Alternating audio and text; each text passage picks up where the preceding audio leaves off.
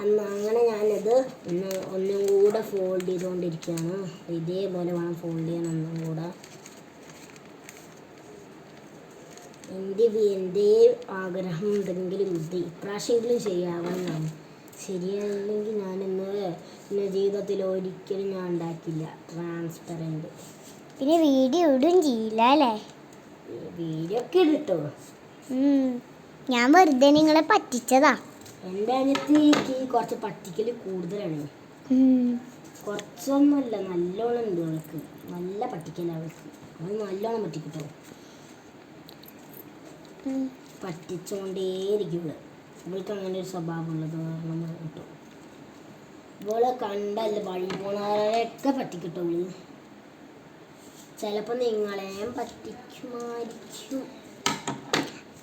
ഞാൻ ചിലപ്പം നിങ്ങളെ പറ്റിക്കും. അതെന്തായാലും എന്തായാലും പറ്റിക്കും. ചിലപ്പം പറ്റില്ല, ചിലപ്പട്ടോ. എന്നാ ശരി. എൻ്റെ ചേച്ചി ആദ്യം എന്തൊക്കെ ചെയ്യണു എന്ന് പോലും എനിക്ക് അറിഞ്ഞുകൂടിയില്ല. ഫാദർ ഒന്ന് നല്ലോണം കിട്ടിക്കോളും ചേച്ചിക്ക് അല്ലേ ചേച്ചി? ഫാദർ വന്നാൽ കിട്ടുമൊന്നുമില്ല, ചെറുതായിട്ടൊന്ന് വഴക്ക് കേൾക്കും. ഒന്നും കേൾക്കില്ല. ഇതൊക്കെ കണ്ട എൻ്റെ അച്ഛന് നല്ല പ്രൗഡ് തോന്നും. പ്രൗഡ് ഓഫ് മൈ ഡോക്ടർ എന്ന് പറയുമ്പോൾ എന്നിട്ട് അത് പറയാൻ അച്ഛനറിയില്ല. ബിക്കോസ് എൻ്റെ അച്ഛൻ സ്റ്റേറ്റ് സിലബസ് ആയിരുന്നു.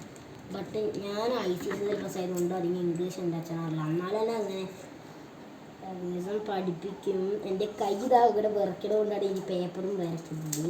അല്ലാണ്ട് ഞാൻ ഈ പേപ്പർ വരപ്പിക്കുകയാണെന്ന് ആരും വിചാരിക്കുന്നില്ല. കൈ കടുകിടാന്ന് വരയ്ക്കണ്ടേ. ഞാൻ തോന്നിയാ മാത്രല്ല എൻ്റെ പേപ്പറും വരയ്ക്കണ്ടേ, മേല് ഫുൾ ടൈം വരയ്ക്കുന്നുണ്ട്. ദേഹം വരച്ചം കൊണ്ടാണ് ചേച്ചിക്ക് കൈ നന്നായിട്ട് വരക്കണത്. എങ്ങാനും തെറ്റിപ്പോയാൽ യൂട്യൂബ് ചാനൽ കുളമാവുമല്ലോ എന്നുള്ള പേടിയിലാണ് ചേച്ചി പറയുന്നത് അല്ലേ? കണ്ടോ എൻ്റെ കൈയൊക്കെ ഇങ്ങനെ വരയ്ക്കാൻ കാണിച്ചാലേ കണ്ടോ? കിടുകിടാന്നാണ് ഈ പേപ്പർ വരുന്നത്. തളച്ച് വരച്ച പാടിനെ പോലാണ്. പിന്നെ ഞാൻ എന്താ വെച്ചാൽ കുറച്ച് ദിവസം 2-3-4 ദിവസം ഞാൻ ഉണ്ടാവില്ല കേട്ടോ. അവിടെ വീഡിയോ എടുക്കില്ല. കാരണം ഞങ്ങളുടെ അവിടെ ഒരു ഉത്സവം വരാൻ പോവാണ്. ഞങ്ങളുടെ അമ്പലത്തെ ഉത്സവമാണ്. അപ്പം കുറച്ച് ദിവസം ഞങ്ങൾ വീഡിയോ എടുക്കില്ല. അടുത്ത മാസമാണ്. അടുത്ത 2 മാസം 2 വീക്ക് കഴിഞ്ഞ് ഞാൻ വീഡിയോ എടുക്കില്ല. 2 ദിവസം വീഡിയോ, ഒരു 3 ദിവസം വീഡിയോ എടുക്കാൻ എനിക്ക് കുറച്ച് പാടായിരിക്കും. പരമാവധി ഞാൻ ശ്രമിക്കാം, എങ്ങനെയൊക്കെ വീഡിയോ എടുക്കാൻ ശ്രമിക്കാം കേട്ടോ. എന്നാലും പിന്നെ ഡാൻസും DJ ഒക്കെ ആയിട്ട് കുറച്ച് ഞാനും ചേച്ചിയും വേറെ ഡാൻസിലാണ്.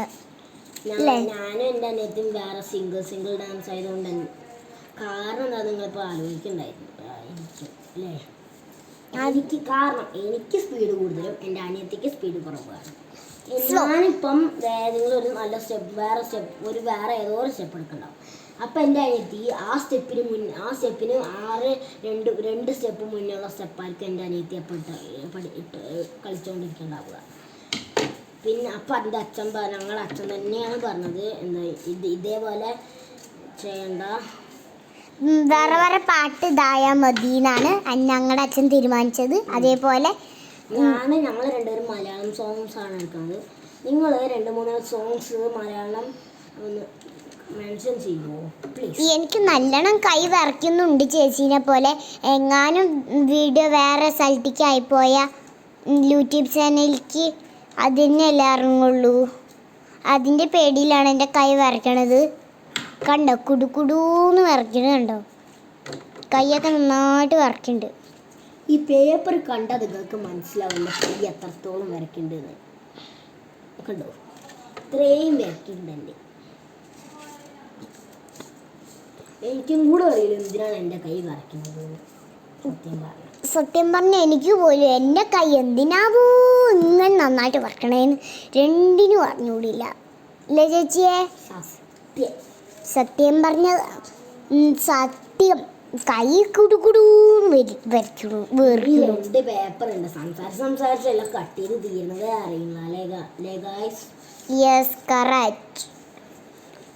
പിന്നെ എൻ്റെ അനിയത്തിക്ക് അധികം ക്രാഫ്റ്റ് ചെയ്യാറില്ലെങ്കിൽ അവൾ നല്ല ക്യാമറയും അതും ഇതൊക്കെ പിടിക്കാൻ നല്ല ആളാട്ടോ. നല്ല എക്സ്പീരിയൻസ് ഉണ്ട് അവൾക്ക്. ക്യാമറയൊക്കെ പിടിക്കാനും ഫോണിലൊക്കെ ക്യാമറകളൊക്കെ പിടിക്കാനൊക്കെ നല്ല എക്സ്പീരിയൻസ് അവൾക്ക്. അത് കാരണം ഞാൻ എപ്പോൾ ഫോട്ടോ എടുക്കാൻ പറയുമ്പോഴും വീഡിയോ എടുക്കാനൊക്കെ അവളാണ് എന്നെ സഹായിക്കാറ്. പല സമയത്തും ഇവളില്ലാത്ത സമയത്തൊക്കെ ഞാൻ ഒറ്റയ്ക്ക് വീഡിയോ എടുക്കും. ഞാൻ ചില സമയത്ത് അനക്കാതെ ഫോൺ വെക്കും. ഇതുണ്ടോ ഒരു പടി സ്ഥലത്തും അനങ്ങണില്ലല്ലോ. അതാണ് ഞാൻ പറയണത് എൻ്റെ ചേച്ചി. ചില സമയത്ത് എൻ്റെ കൈയൊക്കെ വറക്കുമ്പോൾ കുടുകുടൂന്ന് ഫോൺ അളകുന്നുണ്ട്. ക്യാമറ സഞ്ചരിക്കാൻ പറ്റിയില്ലെങ്കിൽ ഞാൻ ചേച്ചീനോട് പറയും, ഞാൻ എങ്ങനെയെങ്കിലൊക്കെ ഒന്ന് എടുത്ത് കൊടുക്കും ചേച്ചിക്ക്. ചേച്ചിക്ക് അത്ര അത്യാവശ്യ കാര്യത്തിന് മാത്രം ഞാൻ എടുത്തു കൊടുക്കുള്ളൂ. ഏത് കാര്യത്തിനാണെങ്കിലും എനിക്കത് അത്യാവശ്യമായിരിക്കും.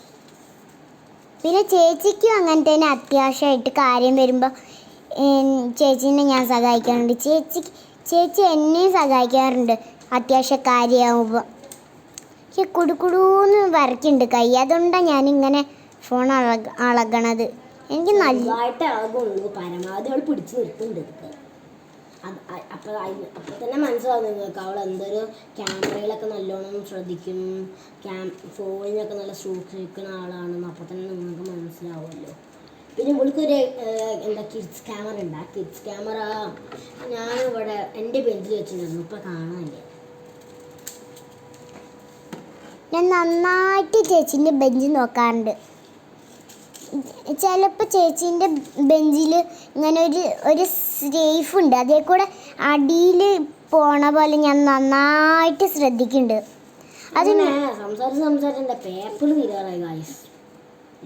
തീരാറായിന്നല്ല, തീർന്നു. ഇപ്പം തീർന്നതേ ഉള്ളൂ.